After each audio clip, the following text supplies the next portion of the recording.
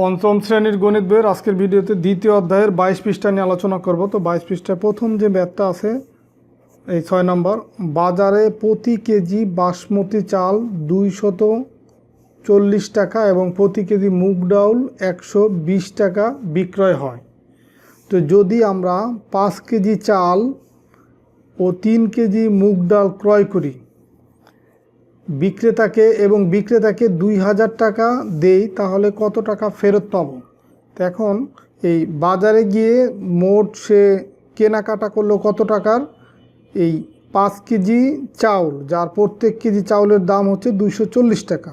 তো 1 কেজির দাম যদি 240 টাকা হয়, 5 কেজির দাম হবে 240 গুণ 5, 240 গুণ কত?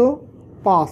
আর হচ্ছে মুগ ডাউল সে কয় কেজি কিনছে? মুগ ডাউল কিনেছে 3 কেজি। তো 1 কেজি মুগ ডাউলের দাম যদি 120 টাকা হয়, 3 কেজির দাম হবে 120 গুণ 3।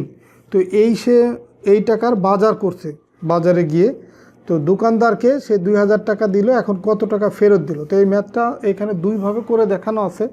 তো লিখে যদি আমরা করি, 1 নম্বর সমাধান যেটা, যে বাসমতি চাউলের দাম বের করব আগে।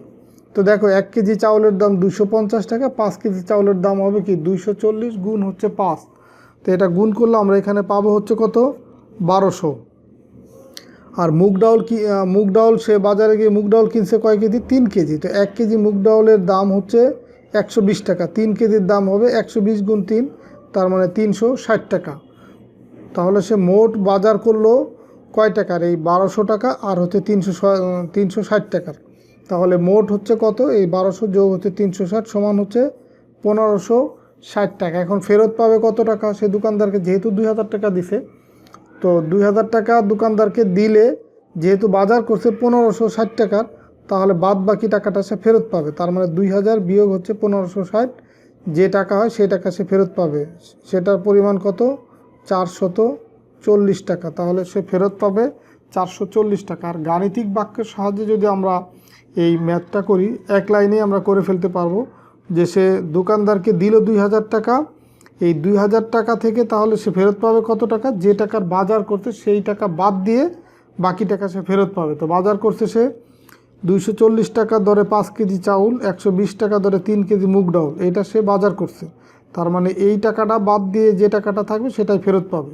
তো এই কারণে প্রথম ব্র্যাকেটের ভিতরে এই চাউলের দাম আর মুগ ডাউলের দাম একসাথে যোগ করছে, আর সেটা 2000 টাকা থেকে বিয়োগ করছে। তো একই দেখো, 2000 বিয়োগ হচ্ছে এইটা গুণ, আর এইটা গুণ করে দুটো যোগ করলে 1560 আসবে, তারপর বিয়োগ করলে 440 আসবে। দেখো এইভাবে যে উত্তর হবে, এইভাবেও একই উত্তর হবে। তো আমরা দুইভাবে এই ম্যাথটা করতে পারি। তো এখানে আসলে আগের পৃষ্ঠারও ম্যাথ বা এখানেও বাকি আরও যে ম্যাথ আছে, এগুলো আমরা চাইলে লিখেও করতে পারি, আবার সহজ করে যেভাবে গাণিতিক বাক্যের সাহায্যে করে দেওয়া আছে আমরা চাইলে সেইভাবেও করতে পারবো।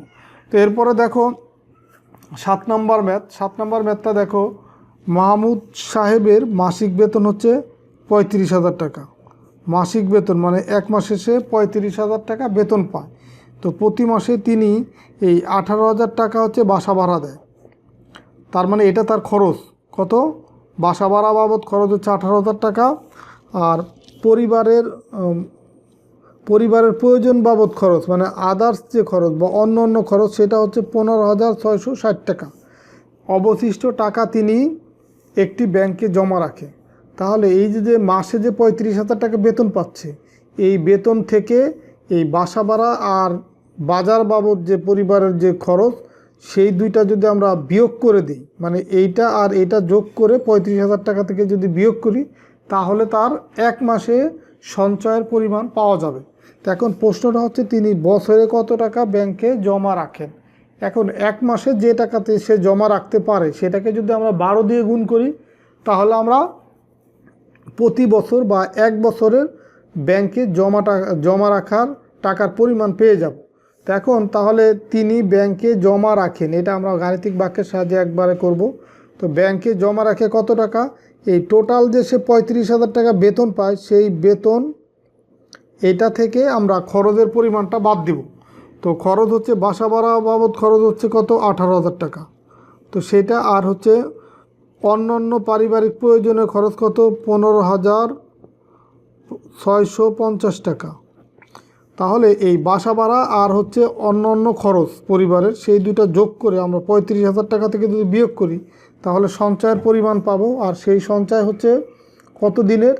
1 মাসের। তো 1 মাসের সঞ্চয় যদি আমরা বের করতে পারি তাহলে 12 মাসের সঞ্চয় তাকে 12 দিয়ে যদি গুণ করি তাহলে সেটা পেয়ে যাব। তো এখানে দেখো খালি ঘরগুলো দেয়াই ছিল, আমি শুধু নির্দিষ্ট স্থানে সঠিক মানটা বসাইলাম। তো এই খরচ যেটা সেটা আমরা প্রথম বন্ধনীর ভিতরে রাখলাম, আর এই 35,000 টাকা থেকে সেটা যেহেতু বিয়োগ করব এই প্রথম বন্ধনীর ভিতরে রেখে বিয়োগ করলাম, আর এইটাকে আবার পুরোটাকে দ্বিতীয় বন্ধনীর ভিতরে রেখে তাকে আমরা 12 দিয়ে গুণ করে 1 বছরের সঞ্চয়ের পরিমাণ পেয়ে গেলাম। তো এখন আমরা এই প্রথম বন্ধনীর কাজটা আগে করব, তার মানে 35,000 টাকা এটা ঠিক থাকবে।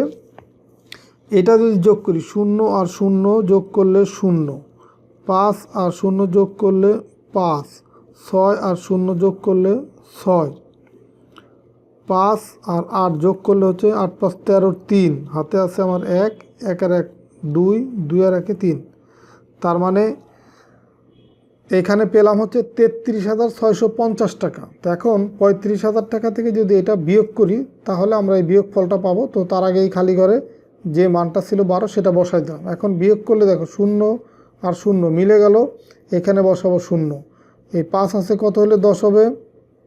5 হলে হাতে আছে 1, 1 আর 6 7, 7 আছে কত হলে 10 হবে?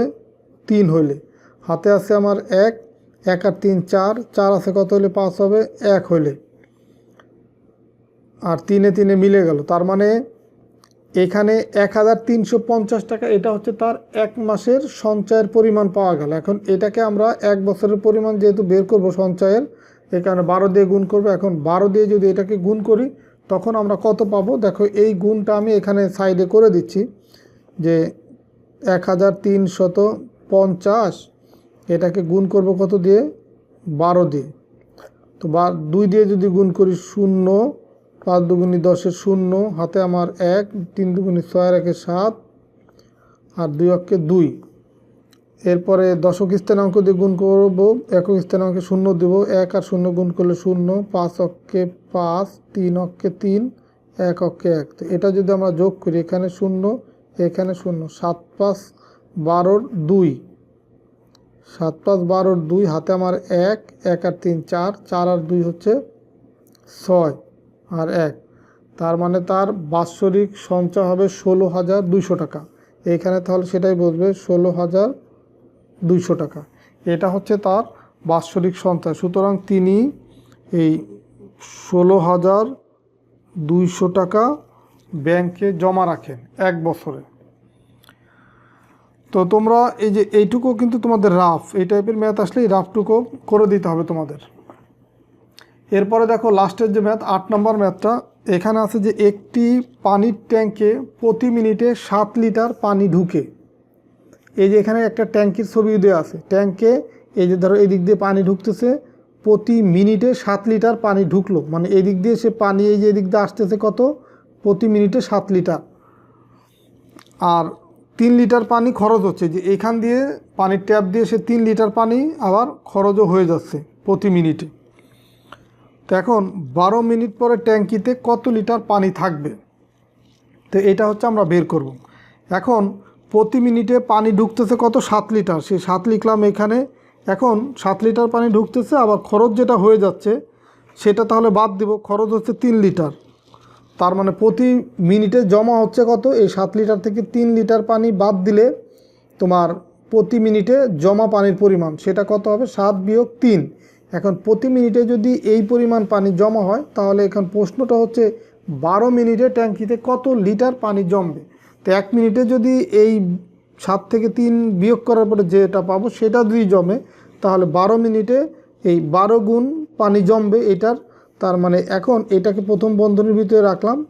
এখন 7 থেকে 3 যদি আমরা বিয়োগ করি এখানে পাবো হচ্ছে কত? 4, আর 4কে গুণ করব কত দিয়ে? 12 দিয়ে। এখন 4 12 কত হয়? 48, তার মানে 12 মিনিট পর এই 48 লিটার পানি ট্যাঙ্কিতে জমা হবে, এটাই হচ্ছে উত্তর। তো আশা করি আজকের ভিডিওর মাধ্যমে তোমাদের এই 2026 সালের যে নতুন গণিত বই 5ম শ্রেণীর তার 22 পৃষ্ঠার ম্যাথগুলো তোমরা বুঝতে পারছো। আর আমরা পরের ভিডিওতে পরবর্তী যে পৃষ্ঠা মানে 23 পৃষ্ঠার যে ম্যাথগুলো আছে সেগুলো নিয়ে আলোচনা করব। তো ঠিক আছে, সবাই ভালো থাকো, সুস্থ থাকো, কথা হবে পরবর্তী ভিডিওতে।